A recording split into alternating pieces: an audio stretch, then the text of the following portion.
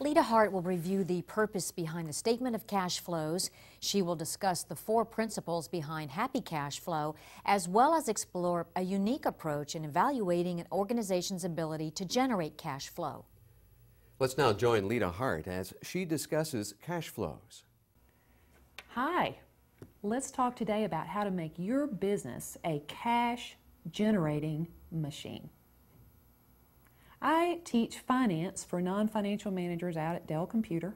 I live in Austin, and Dell Computer is excellent at the way they manage working capital and cash flow. Those guys are a cash-generating machine. And as a result of teaching finance to their folks, I came up with a way to explain how Dell does it. And I call it the 4 principles of happy cash flow.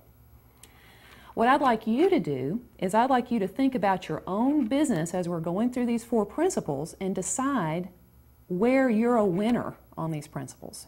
If you are in business, you're doing well on one of these or more. Actually, Dell does very well on the first 3 principles, not so hot on the 4th one.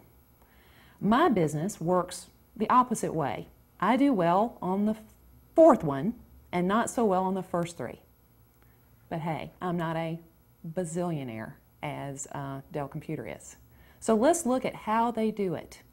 As I said, the principles work for all businesses. I apply them to all of my clients, and at the end of this introduction of how Dell does it, I'll explain how other businesses work and how they apply the 4 principles. But keep your business in mind as we go.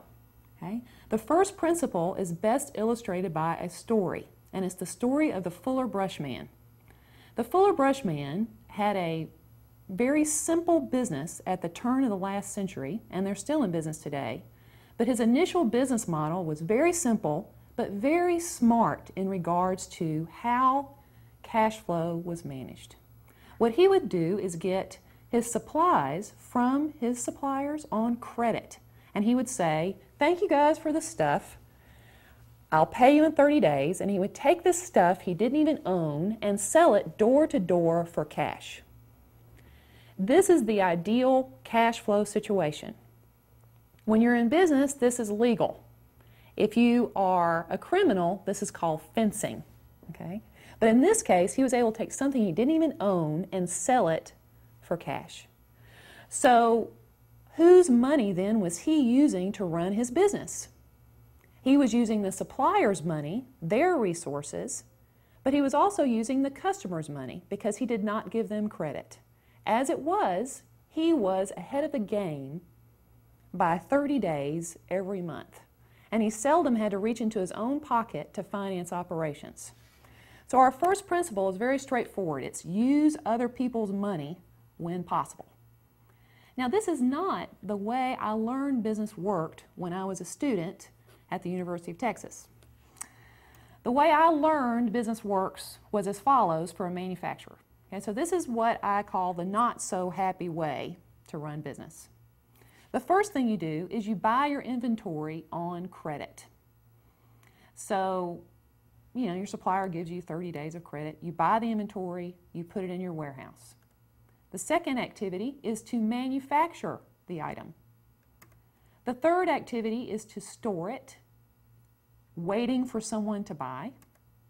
Then you pay the vendor, sell the product, ship the product, and then the last activity is to collect from the customer. You put $1 into the process. It travels around the cycle. What this is called is the cash conversion cycle, some people call this. Or the working capital cycle. Put $1 in, travels around the cycle, comes out as more than $1, say $1.20. What's it called when you turn the cycle and it comes out as less than $1? A hobby. So we put our $1 into the cycle and we go through all these stages to convert it to more than $1. But let's look at how the cash is flowing. When you buy inventory on credit, that's a cash neutral event. But when you manufacture, you are actually outputting cash as an organization to pay for the facility